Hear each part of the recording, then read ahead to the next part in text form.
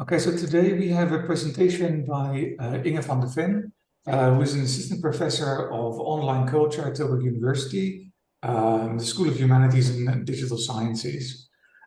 She's held a Marie Curie Global Fellowship that was 2020 to 2023 at UC Santa Barbara, and a Junior Core Fellowship at the Institute for Advanced Studies in Budapest in 2018-2019.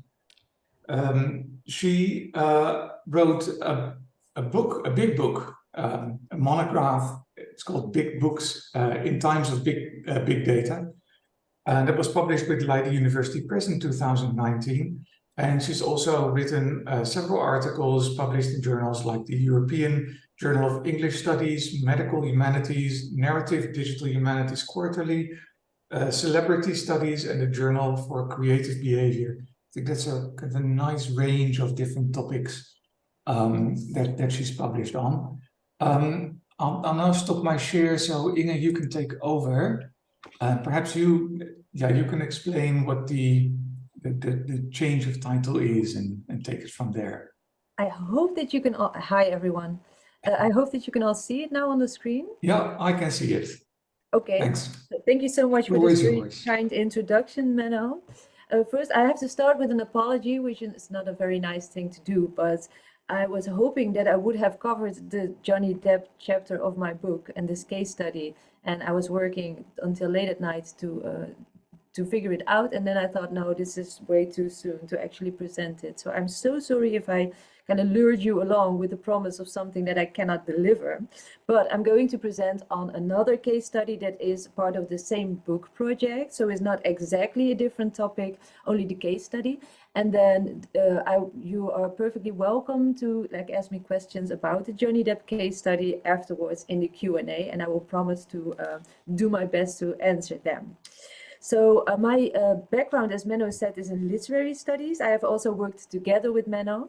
I'm very interested in digital humanities, but I'm not actually a real practitioner, I always say, but I like to work together with people who do computational analysis.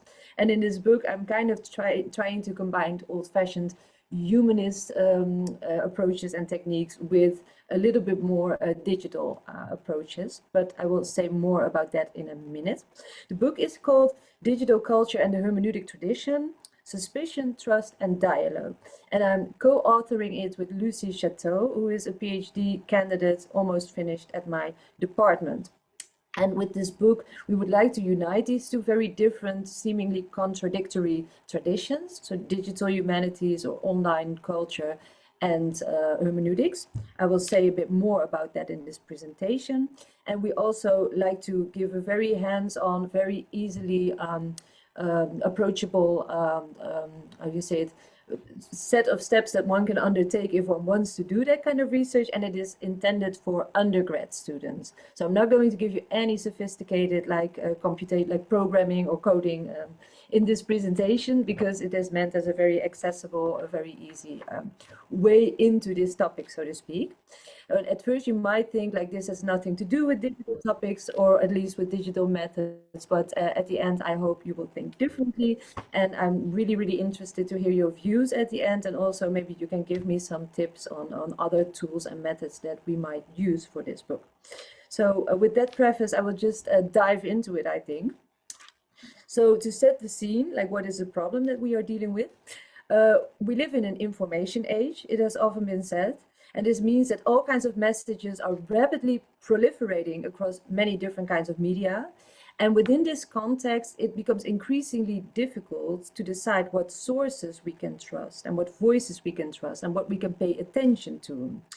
So how do we calibrate our trust and distrust or skepticism when it comes to all these different sources of information, given that we have limited time and resources of attention, for instance? And we start this book by stating that there seems to be a surplus of trust and distrust at the same time in contemporary media culture. What do I mean by that?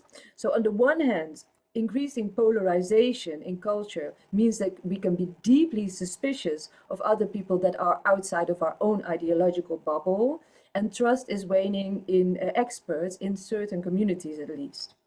Radicalizing content and also the mainstreaming of conspiracy thought also contribute to this deep-seated distrust of things as they seem. But on the other hand, and at the same time, we also place too much trust in the platforms that govern and structure our online lives. And we often rely on algorithms to organize our interactions with others. When we fall prey to what's called confirmation bias and echo chambers, we end up on the other side of the spectrum from distrust, an almost literally blind trust in others, like human others, but also often technological others.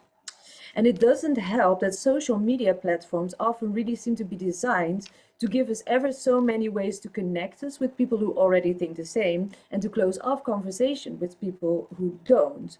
And we have all these terms for it, like blocked and unfollowed, unsubscribed, unfriended, reported. So on the slide in the bottom, in the middle, you see a meme that kind of overuses these terms, like I don't know who needs to hear this, let it sink in, you're not ready for that conversation. And those are all expressions that are overused in Twitter-style discourse, and this meme is really mocking them because they have become meaningless because they are used so many times. So we want to ask with this book, like, are there ways to move beyond this very binary approach of either uncritical trust or unwarranted distrust, which both really often amounts to not having your mind change because you still think the same in the end.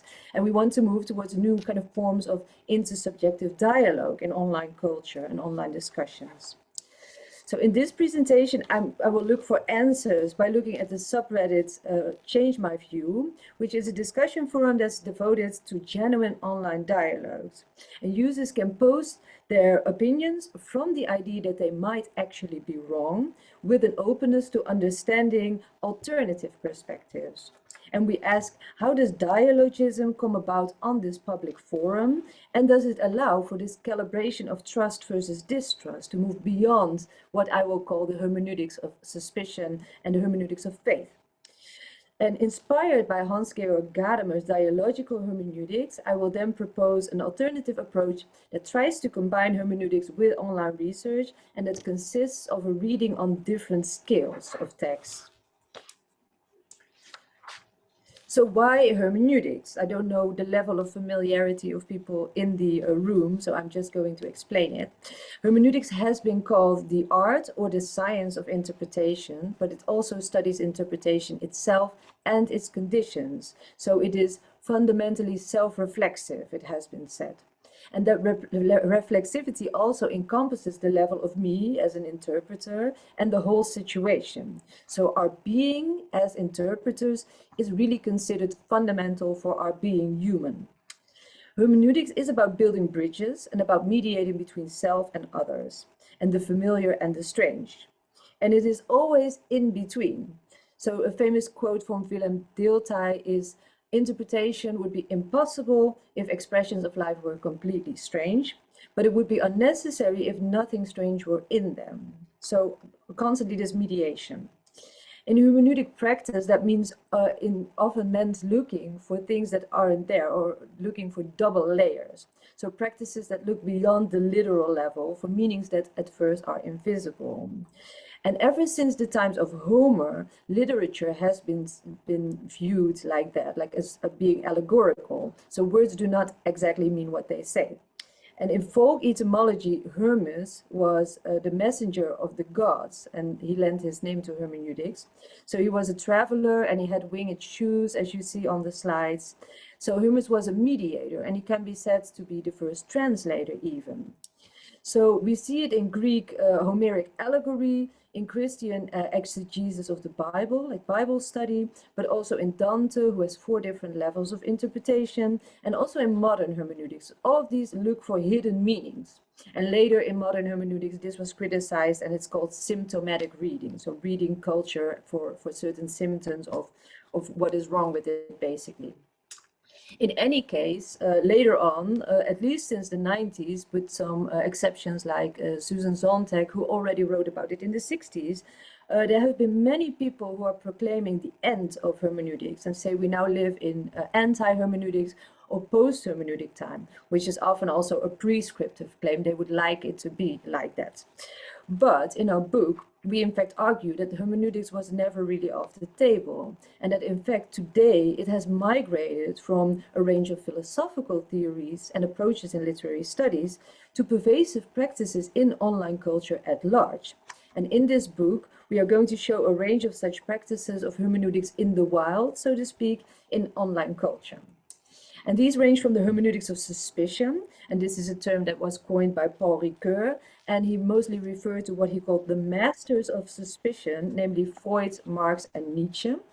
And what they all have in common, these great thinkers, is that they read the text for what it does not say, for some kind of repressed or hidden message that they need to uncover. And for Marx, it was, for instance, the stratification of society in terms of superstructure and substructure. And for Freud, we can think of the subconscious like that, like this hidden layer that you only see the signs of, so to speak. So we see it today in this very silly example that came into the news a couple of years ago in a documentary, where we saw that fans of Britney Spears, the popular singer, were parsing her Instagram and her other social media constantly, because Britney was put under a curation of her father, which meant that she couldn't take any decisions anymore in her life, and she was basically locked up, the fans thought.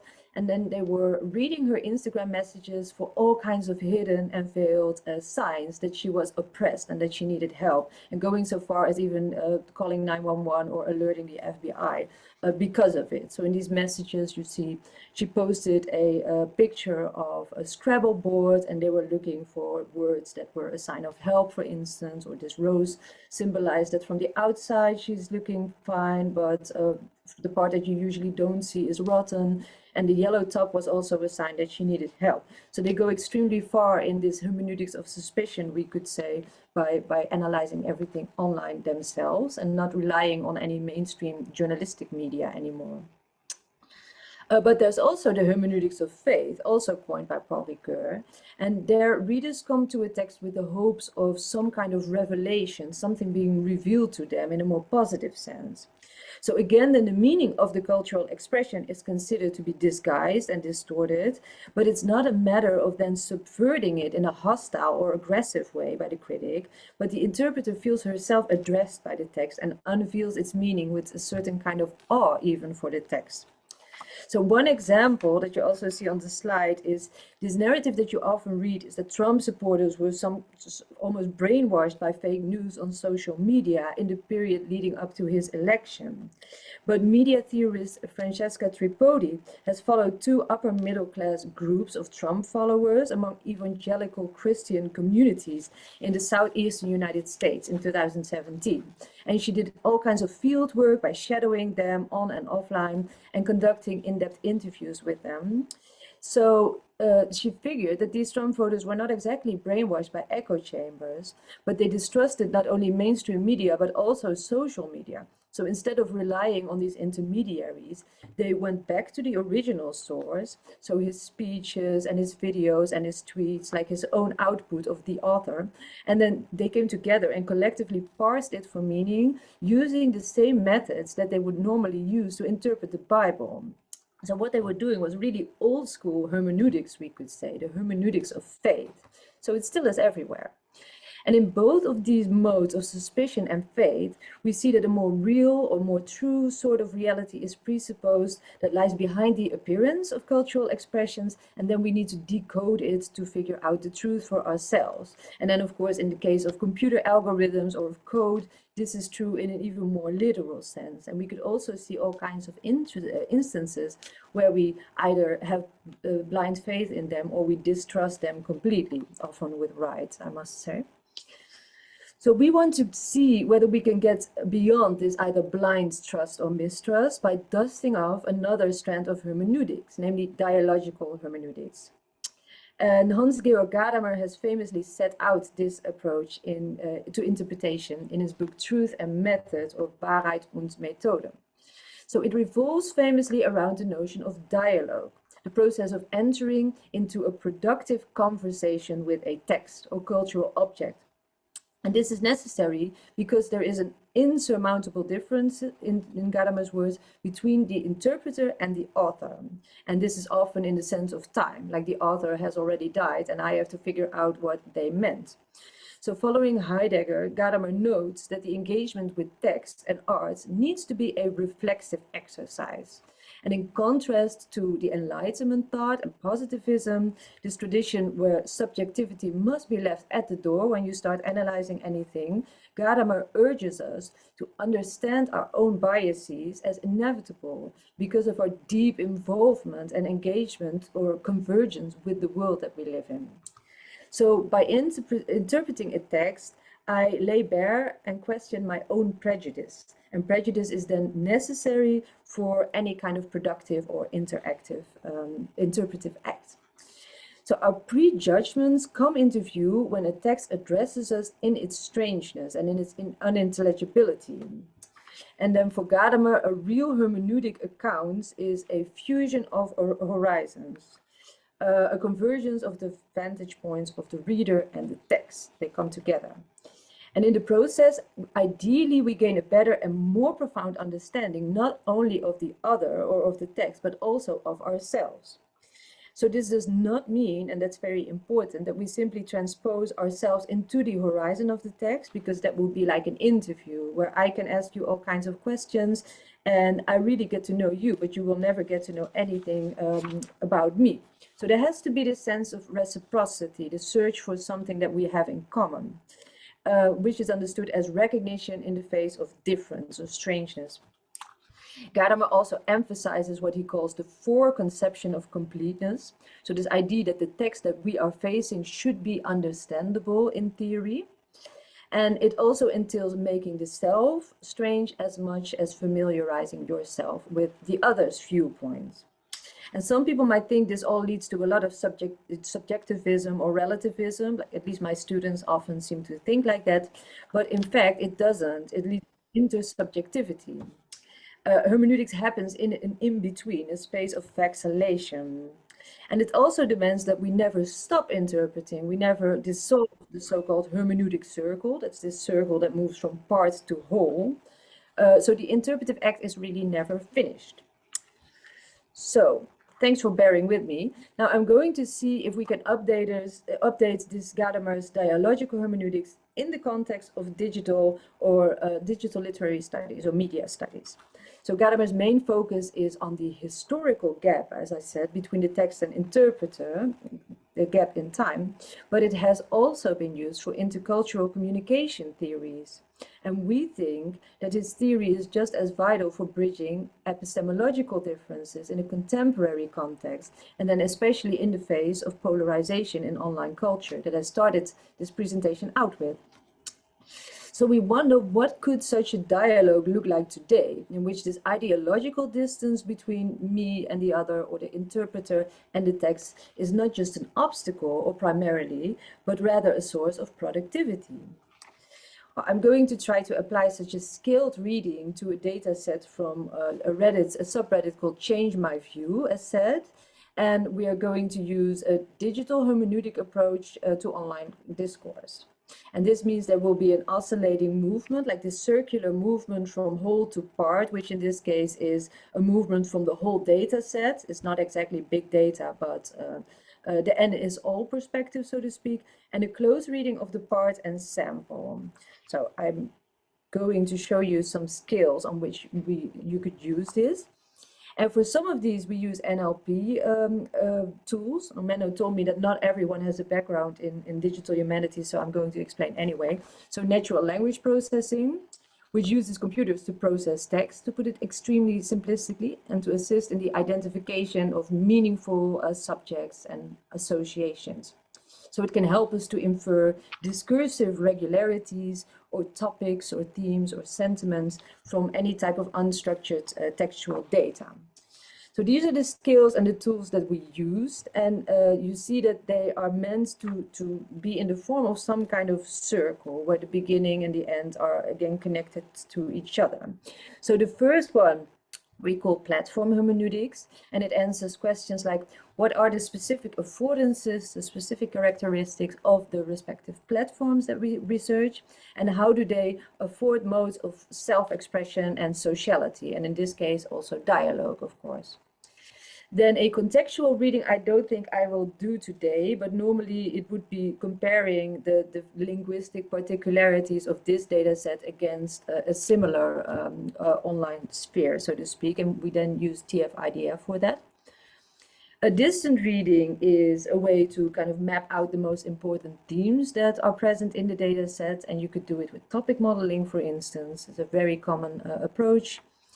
And then hyperreading already zooms in a little bit more from there and traces back these discursive particularities in their original context, and you can do that with concordances. I'm going really fast, but I'm going to give example very soon. And then the last step is to close read an actual sample that you have discovered like this, and then you can look at the stylistic characteristics and all kinds of internal tensions and conflicts that are present in the language used. And close reading you do just with your own human eyes and brain. So just to introduce my case study, unfortunately not Johnny Depp, the subreddit Change My View was created in 2013 by a Scottish teenager who is called Carl Turnbull. And he just wanted to have this place online where he could discuss all kinds of topics, often political topics as well. He just wanted to talk about anything. He was a very enthusiastic and curious teenage boy. But what he found in all kinds of online interactions, because there was always a lot of rudeness, people swearing and calling him names and shouting at each other and then just blocking each other and closing off the conversation. So he was quite disappointed in that. So he decided to create his own space on Reddit, because you can do that. And this became a huge hit. So the introduction that you find on the forum goes, quote, "It is a place to post an opinion that you accept might be flawed in an effort to understand other perspectives on the issue. Enter with a mind of conversation, not debate." So the subreddit was built around this idea that to resolve our differences, we must first understand them. I quote, "We believe that productive conversation requires respect and openness, and that certitude is the enemy of understanding." So by now, this space that this teenager has created for himself has already more than 3.2 million members. And it has already been studied before, many times actually in academic research. For instance, studies that aim at persuasion and attitude change, like what kind of linguistic properties does language have in order to convince other people, but also what kind of characteristics do people have, what attributes do people have who are susceptible to having their minds changed. So this is a real gold mine for that kind of research. But what we are going to ask is whether real mutual dialogue in the Gadamerean sense that I have just outlined is possible in online spaces. And if it's not here, then it's probably not possible.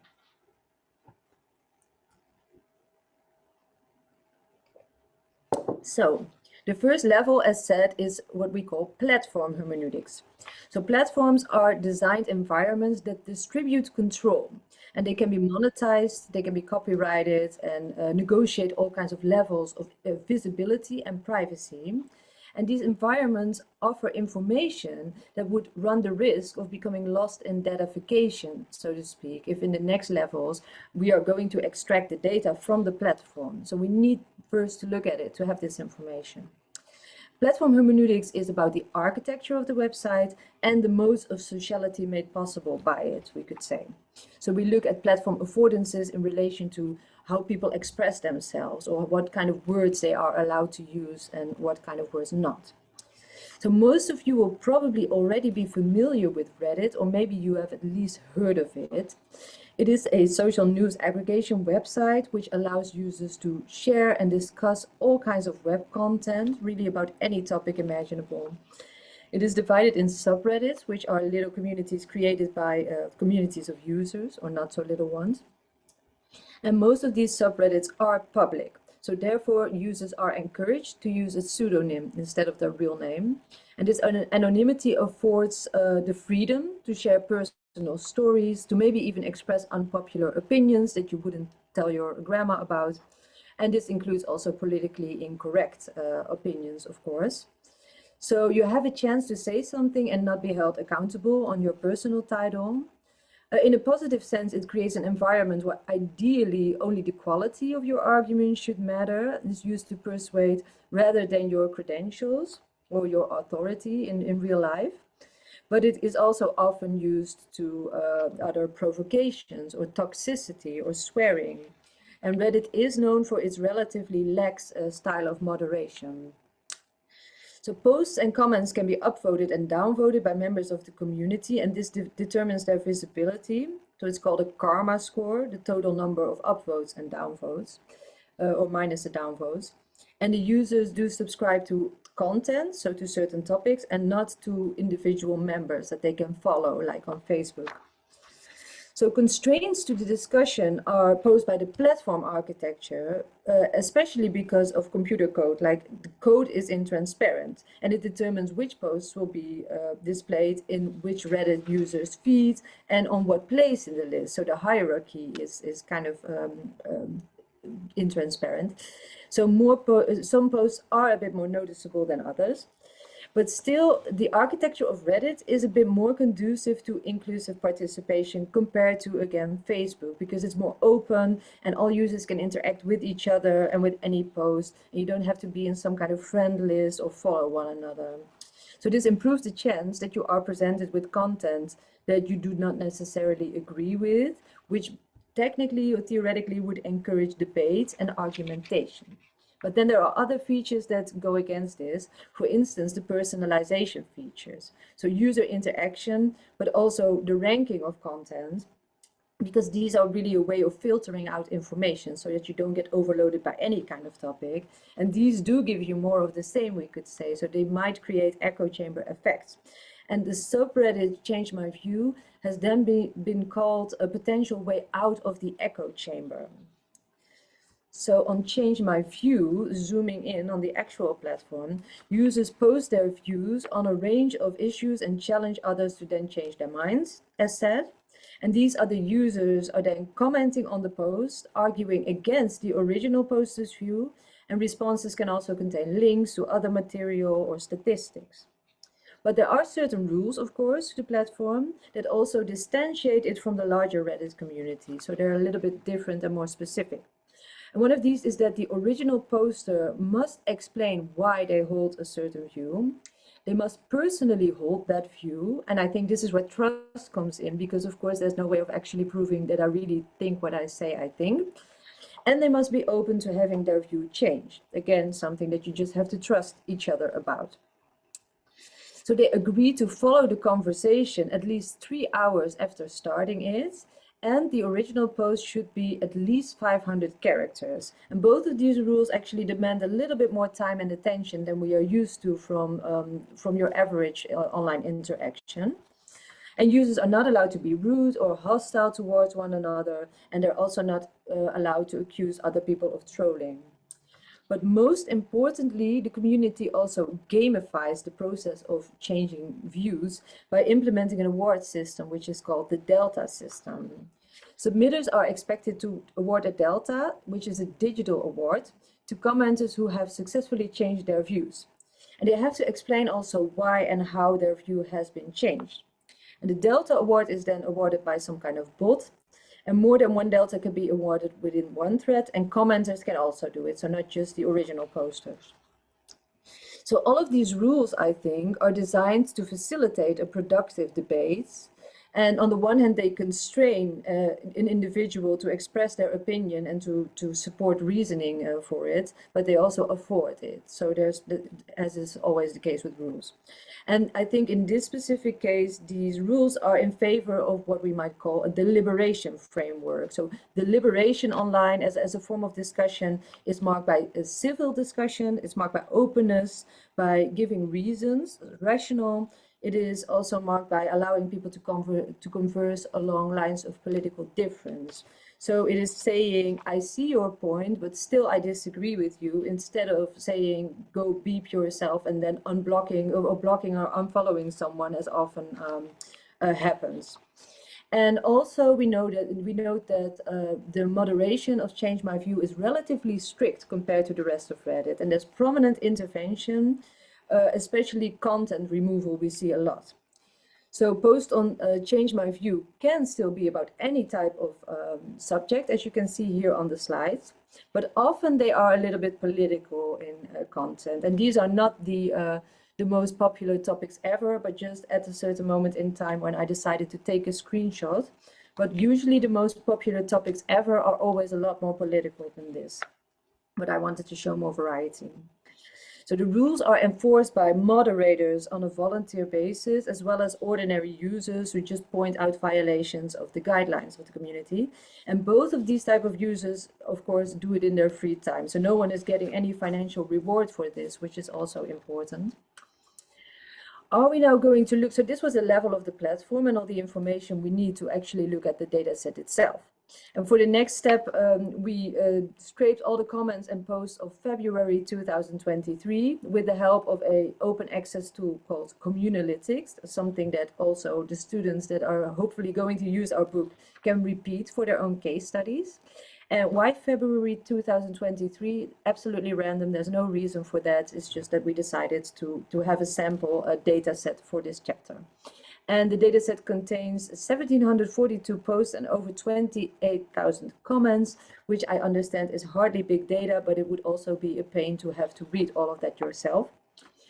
First, we removed suspected bot account, which is quite easy because they usually end at bot. And then that was 382 comments. And then we also removed stop words for the next level, or the next scale, which you see here. So for the next scale, we engage in the common NLP approach of topic modeling, which enables us to trace semantic patterns for the corpus. And topic modeling, as most of you probably know, automatically extracts topics from the text. So taking a single text or a corpus and then searching for patterns in word use, like what words do belong together, group together to become a topic. And this technique is unsupervised, and it finds relations between words, but does not really understand what those words mean. Well, we use the tool Voyant for this, again, to make it very accessible.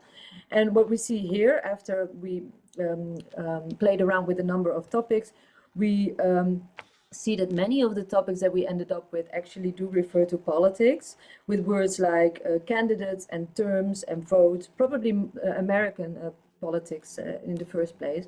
But I am interested in how people engage in dialogue and have their view changed. So I decided to go with the bottom topic, which had the word believe. I was interested in the word believe. So I thought, let's go with my gut and explore this thread further. In the next step, we read in a more traditional fashion already the sentences that are surrounding the terms that we have found or that we are interested in, which is sometimes called a local context. And we call this hyperreading, which is really an umbrella term for all kinds of non-linear, screen-based, and sometimes computer-assisted modes of reading. So like search queries, but also skimming and scanning a page. And hyperreading allows us to intuitively, associatively trace our own interests across the data set and to select them for close reading. And for this, we use concordances, which allow us to recontextualize the significant words that we found in the topic model back into the original context.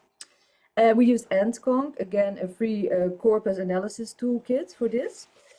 And here you see an example of a view for the term believe that I decided upon in the previous at the previous level in the data set. So I wanted to use the word believe because I thought maybe it's going to be like I believe in this and you believe in that, or maybe someone's belief has changed. But most of these actual local contexts are completely different, because you see that there's a lot of emphasis on facts, for instance. I feel there's a lot of like I believe that, the fact that, blah, blah, blah. And later on, there's also something about proof, for instance, or evidence. So I get a sense that it is a very rational use of the word believe, which confronts me with my own prejudice of what I was looking for, actually. So lots of talk of facts and proof in the discourse on Change My View. Then I also looked at the word wrong, And here again, I was hoping for instances where people admit that they are actually wrong about something. But again, my horizon of expectation was kind of thwarted, because you see a lot of wrong in the moral sense in this in these examples. So there's nothing wrong with having a one-night stand, or having a preference, or a dating standard, or a racial identity, or there are certain things wrong with other things, but it's always in a more moral sense and not really in the sense I was looking for. So again, yeah, my fault. Then in the next level, we are going to do close reading. So hyper-reading can lead us to certain passages with samples which have a high density of these words that we deem characteristic for the corpus. And here we trace them back to their original context in the data set. So I decided to just go with the word belief that I originally chose as an example. And these are then subject to close reading. And in this case, it led to a post that's called Meta using ChatGPT on CMV, so change my view. So normally close reading involves looking at the particularities of style, as well as role of emotion and ambiguity and irony, and those kind of fine-grained things that computers cannot always find. And I tried to do this before, also for instance, a corpus of depression stories, personal experiences of depression online, and also the manosphere, which is like an anti-feminist movement online. And I found all kinds of interesting things, actually, by looking at them from the perspective of close reading. But to my surprise, on Change My View, there wasn't a lot that was of interest when you look at it like this. A lot of linguistic particularities. And I think this is because, as we already saw on the previous levels, that there is a very big emphasis on deliberation and logical debate and rational language, and trying to convince each other with rational argumentation. So I landed on this post on ChatGPT, which I thought was quite illuminating regardless, even though it doesn't do anything, or maybe because it doesn't do anything interesting linguistically. So the original poster is here asking, like, what are we going to do with the rise of ChatGPT on this subreddit? Like, are we going to use it? Maybe it would be a handy tool in order to further your line of argumentation. But on the other hand, of course, you need to express your own original views. So a very simple question, actually. And they just want to have their view changed on that. And then the very first response, interestingly, gives like a very boring pros and cons, like it can help identify and address common fallacies, blah, blah, blah, misleading sound reasoning rather than flawed logic. So it is pro ChatGPT, and then it reveals itself to be actually written by ChatGPT, perhaps unsurprisingly. So that is one side of the argument. Then other people are really underlining what I said before about you have to actually believe and defend what you wrote. So it's quite a humanistic ideal, like a computer could never do this. Some people are there to challenge their own beliefs as much as other people. And then it seems that even other users are really there to just kind of gamify the system and to farm karma, as it is called here.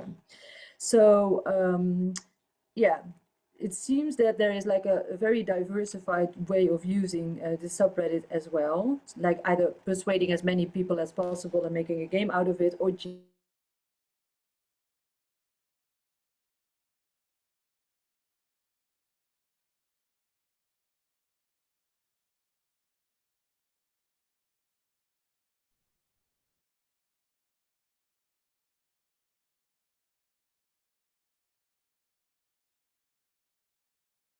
Yeah, I think we lost you there. It looks like your microphone is muted. I hope you can hear me. Can you hear me again? Yep, I can hear you again. Yes, I'm still frozen in a weird way, but shall I just finish? If you can, please. I can, yeah, I believe I can. Thank you. I'm sorry about that. I was hoping it would not happen. I need a new laptop. So yeah, well, as I was saying, like this post goes to show like some of the what goes to the core, I think, of this community, maybe also the downsides and the fact that people are not completely in unity about what it should be and do. So there is diversity as well within this community. So moving towards the conclusion, As a researcher, but especially as a teacher, I think that what we need is the ability to understand epistemologies that differ from our own. And this requires a transformation, in the words of Dana Boyd, of how we make sense of information, who we trust, and how we understand our own role in grappling with information. So now I come back full circle to the state of the art of media in an information age that we started out with. In the face of the increasing weight in Western culture of things like doubt and skepticism and overvaluing independent truth finding, we do follow Gadamer in stressing the importance of interpretation as a dialogue, a dialogical process. And Dana Boyd has emphasized this need for epistemological border or horizon crossing as well in today's public sphere. So we face the challenge of understanding epistemological differences between different groups in society instead of teaching our students ideas on what is ideologically right or wrong. So we need educators that teach across epistemologies. And by way of conclusion, I think that spaces like Change My View can be used to this end insofar as they do pose a corrective to all kinds of issues like polarization, biased content ranking algorithms, context collapse, and a lack of privacy in general, but also abusive behavior and lack of general meaningful discussions in the online public sphere. But we also saw that they do have a very clear emphasis on deliberation and on civil and reasoned discussion, which of course is a good thing. We need more of that, but it is not always dialogical in the Gadamerian sense, because the latter would really imply that we listen to each other as an ethical imperative almost, even when the other is not able to play by the rules of the civil discussion, because they might be emotional or they might be at an epistemic disadvantage. And because of the strict rules, these voices would be unheard. I would not even reach them because the data automatically gets removed almost. So it doesn't even show up in the data set when people do not follow these rules. And also, a dialogue would succeed all the more the less it comes to a close. The delta stamp at first may seem like a way to close off the hermeneutic circle. But on the other hand, as I said, you can have several of these deltas and you can always keep changing your mind. But the question is that if commenters are really also changing their views, or whether this foreconception of completeness is a one-way street. Interestingly, I think it's precisely the threat on bringing AI into the mix that shed light on some of these questions. But most importantly, we do see that this online community is actively shaped by the rules of the platform. So in order to believe in online dialogue, we should be able to trust in the wider systems at play that allow for such democratic discussions. In understanding intersubjective dialogue as something that just happens magically online, we would trust platforms to function as a stable backdrop or facilitator for such discussions between equals. But in reality, this is never really the case. So it's important to situate the platform itself with this whole infrastructure within the process of dialogue. Its algorithms rank and distribute and organize conversations for us, and its moderators censor and control and regulate the topics. So it privileges certain tones and rhetorical styles over others. So to cut a long story short, I'm sorry I'm one slide behind, we do feel the need to update hermeneutics for the digital age. And that was it. Maybe if I stop sharing, I will also be defrozen. I don't know. As long as your mic continues to work, I think that's the most important part. Yeah, but thank you very much for that presentation. It was really interesting. I'm not sure how different it would be from the depth versus heard. Yeah, I can say a bit more about it. That was more about trust. Okay. Let's see. So I see Tanya has a question. With the Change My View platform, I'm thinking that all these rules may mean that you will only attract people who want to make the effort to change their own views, already eliminating people who are very extreme in their views. How does that affect the data you investigate? Oh, thank you, Tanya. That's an excellent question. Yeah, I can only completely agree with you, I'm afraid. I think it takes a certain specific type of person who is willing to change their view, or maybe not even one type of personality, but several, because we also already saw that people have different reasons for engaging in this kind of community as well. So you have people who really genuinely want to change a view about something, and you have people who are just extremely online and who make it into a competition to change other people's views as often as possible. There must also be lots of people who are just really good at debating or who really enjoy debating as a sport. So I'm still in doubt whether this is genuine dialogue in the way that we are after, or a slightly different type of deliberative democracy. But people who are extreme in their views and who are completely are one with everything they believe, I would think they would never even consider engaging on a platform like that.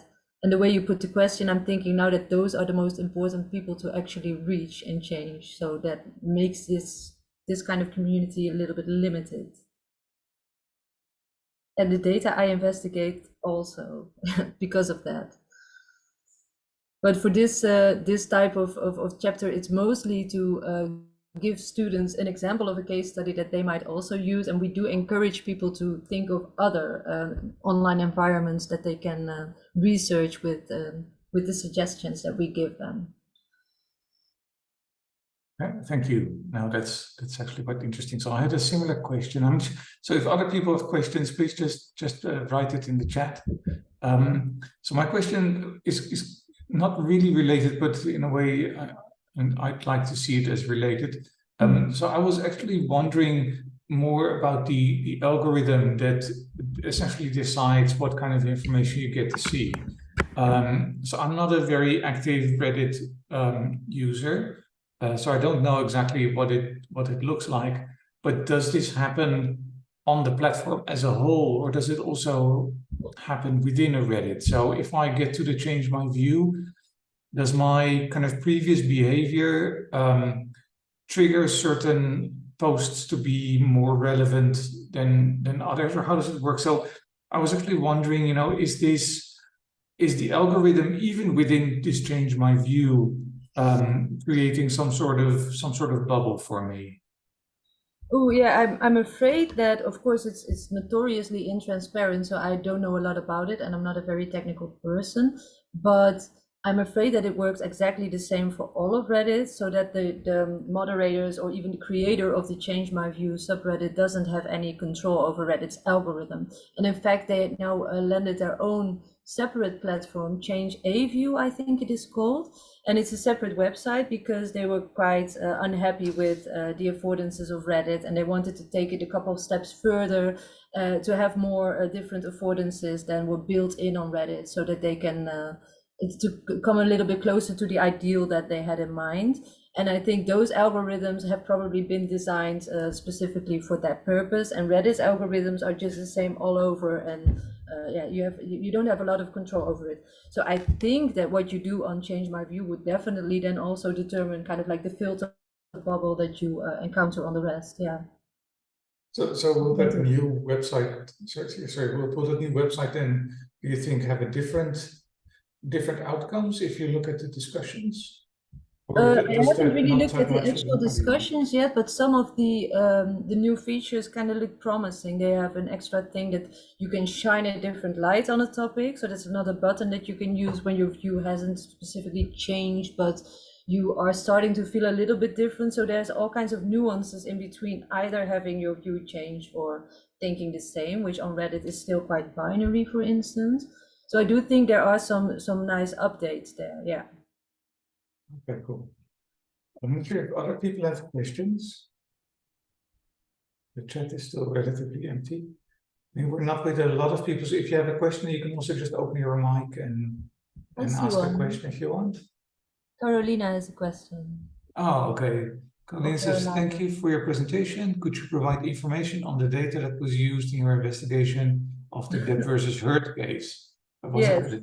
Thank you for that question. I was so looking forward to presenting on it, but then I promise I can come back in a year or so if you still want to have me again. But Yeah, we use at one subreddit called Justice for Johnny Depp, which is huge and it's very, very biased towards Johnny Depp. And it was for the reason I'm so late. I also asked Menno about this, is that it was super difficult to get the Reddit API to work properly, to get all the data, especially around the trial, which was a year ago, I think from April to June or something. And that we didn't succeed in doing that. So now we have a lot of data from after the trial. From Justice for Johnny Depp. And what we already see, I'm collaborating with someone on this, and I actually asked them to scrape the Reddit to do a similar thing than with this chapter. But what we ended up doing is more interesting, and it involves ChatGPT.